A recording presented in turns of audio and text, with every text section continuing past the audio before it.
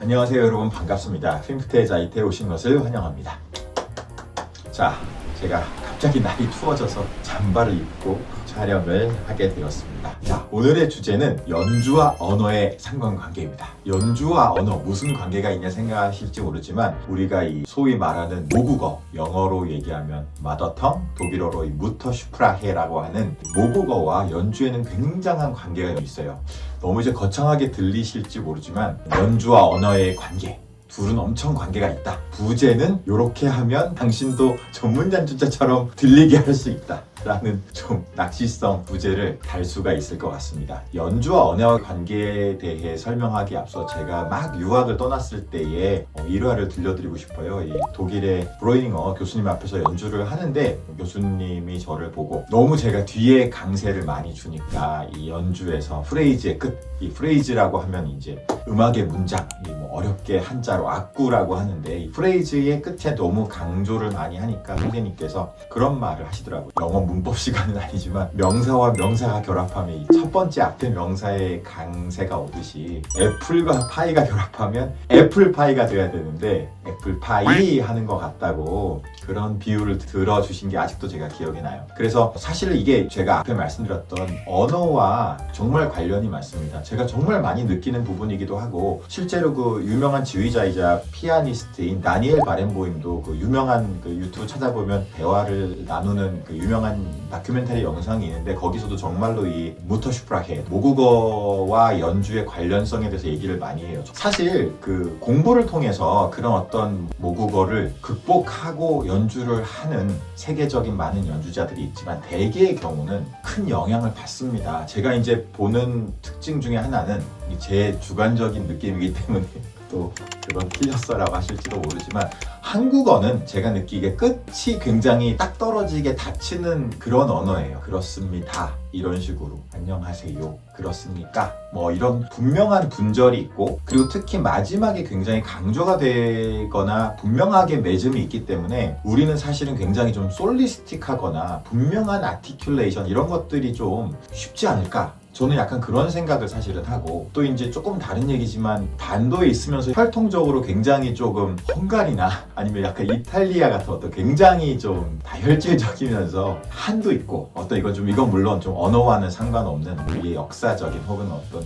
혈통적인 배경일 수 있지만 그런 부분도 음악에 작용을 하는 것 같습니다. 근데 각설하고 그 언어로만 얘기를 돌아가서 생각해보면 프랑스 사람들이 연주를 들어보면 정말 그들이 사용하는 언어 같아요. 멋지고 화려하면서 속삭이듯이 지나가는 프랑스 오케스트라들이 굉장히 멋지고 뭐 재즈 바이올리니스트의 대가 스테판 그라펠리 같은 경우를 생각해 보시면 물론 이제 이게 성급한 일반화의 오류일 수는 있지만 마찬가지로 독일 사람들이 연주하는 연주에서 굉장한 우직함을 일본 사람들의 연주는 정말 군더더기 없이 약간 속살거리듯이 지나가면서 좀 깔끔하게 지나가는 재미는 없어요. 뭐 근데 일반적으로 다 그렇다고 할 수는 없지만 저는 굉장히 열정적인 일본 연주자들도 알고 있고 하지만 대체적인 느낌이 언어와 관련이 있다라는 저는 이제 그 설명을 드리고 싶은 거예요. 중국 사람 예를 들어서 그 중국의 세계적인 바이올리니스트고 지금은 베를린 음대 교수이시지만 민펑 같은 바이올리니스트는 사실은 그 연주에서 정말로 많은 유럽의 색채가 있기 때문에 중국색이 있다라고 저는 표현하고 싶지는 않지만 일반적으로 보는 그 중국 학생들의 연주에서는 그들의 중국어에서 오는 그 낭창거림 어떤 특유의 운율이 저는 느껴집니다. 이상한 소리 하지 말라고 하실지도 모르지만 제 느낌이니까요. 뭐. 그래서 언어와 실제적인 많은 관련이 있다. 그래서 어찌 보면 제가 오늘 말씀드리려는 주제인 연주의 프레이즈를 좀 더 프로페셔널하게 연주를 하실 때 프레이즈를 프로페셔널하게 끝내는 방법 이것이 사실 한국 사람들이 어려운 까닭은 한글이 한국어가 굉장히 좀 분명한 분절이 있기 때문에 끝을 자연스럽게 풀어주는 게 굉장히 어려운 것 같습니다. 그래서 일단은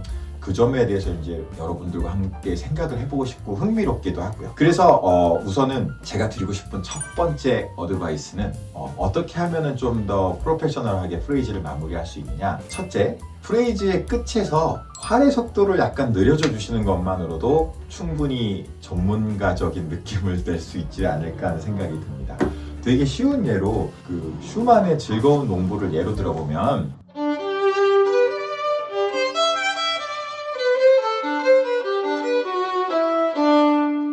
이걸 만약에 하나의 프레이즈로 봤을 때 끄듬이 레잖아요, 여러분. 끄듬의 첫 번째 방법입니다. 활 속도를, 음악의 문장의 마지막에 활 속도를 느려져 주세요. 그러면 사실 되게 그럴듯합니다. 한번 다시 해보면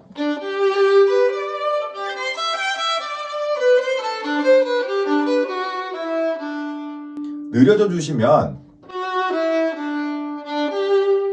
그 다음으로 넘어가는 게 굉장히 사실은 자연스럽고 뭔가 문장을 여러분들이 마무리해 주시는 느낌이 확실히 드는 것 같아요. 그래서 프레이즈의 마지막을 풀어줄 것, 프레이즈의 마지막을 놔줄 것. 그리고 이제 모차르트 같은 경우에 사실 여러분들이 모차르트 바이올린 협주곡 4번의 두 번째 주제를 보면 1악장에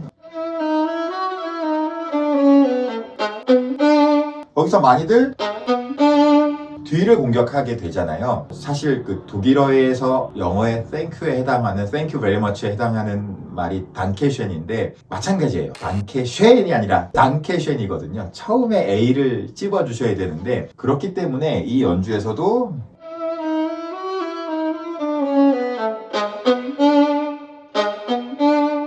뒤를 굉장히 좀 풀어주시려고 하고 솔샵을 굉장히 공격해 주셨으면 좋겠어요. 이런 많은 예가 있습니다. 물론 막심 벤게로프가 마스터 클래스를 할 때 사실은 어떤 학생이 너무 이 부분을 디크레센도로 처리를 하니까 세음이 다 중요하다라고 얘기하면서 세음을 다 똑같이 크게 할 것을 강조를 했는데 어쨌든 우리가 주의해야 되는 거는 뒤듬을 공격하시면 안 된다는 거예요. 세음을 크게 하는 것도 좋고 악플 강조하시는 것도 좋지만 아주 좋지 않은 예는 뒤를 공격하시는 겁니다. 공격하게 돼 있어요. 왜냐하면 그 내리는 활이기도 하고 길기도 하고요. 그래서 어쨌든 항상 이런 세 개의 음이 연속이 될 때는 강박에 해당하는 첫 번째 물도 강조해 주시고 프레이즈의 끝을 풀어주시는 그런 연습을 많이 하시면 좋을 것 같습니다. 아까 말씀드렸던 슈만의 즐거운 농부에서도 사실 첫 번째 얘기를 하다가 계속 얘기가 지금 조금씩 새고 있는데 프레이즈의 끄듬에서 활 속도를 느려져 줄 것, 그게 제가 드리고 싶은 첫 번째 요령이고, 두 번째는 어떠한 코드가 만약에 계속해서 연속이 되는데 마지막 코드에 왔어요. 그럼 어떻게 하면 우리가 프레이즈 끝을 좀 더 우아하게 아름답게 독일 음악에 맞게 마무리를 해줄 수 있을까를 고민해 본다면 코드의 마지막엔 여러분 그게 끝나는 코드라면 오른쪽 팔을 팔꿈치와 팔을 좀 들어주세요. 활을 띄우듯이 팔을 약간 이렇게 공중으로 우아하게 날리듯이. 만약에 제가 하나의 예를 든다면 크게 끝내실 수도 있지만 만약에 이것이 뭔가 고전 음악이거나 프레이즈를 마무리해줘야 되는 그런 것이라면 저는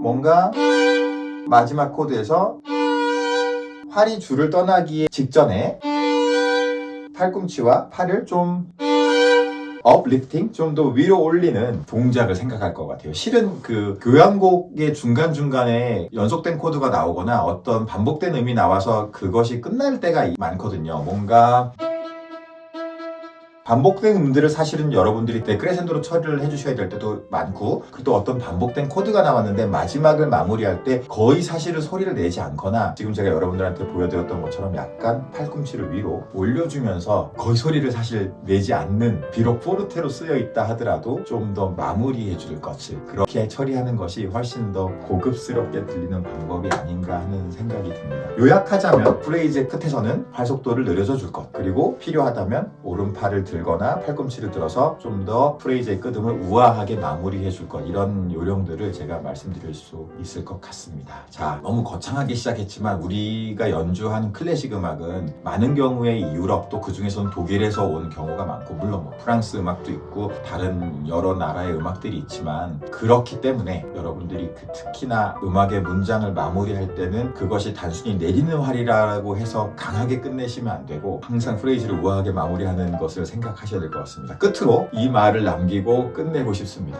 여러분의 플레잉에 음악을 맞추지 마시고 음악에 여러분의 플레잉을 맞추세요. 내리는 활이라고 다 강하게 음악이 만들어져 있지 않으며, 그렇기 때문에 서로 그것이 내리는 활이라 하더라도 강하게 끝내기보다는 음악이 요구한다면 음악에 맞게 내 팔을 조종하셔야 됩니다. 내 팔에 음악을 맞추시지 마시고요. 음악에 맞춰서 연주를 하실 것을 항상 강조를 드리고 이번 영상을 마치도록 하겠습니다. 좋아요와 구독과 좋아요 부탁드리며 이번 영상을 마치겠습니다. 감사합니다.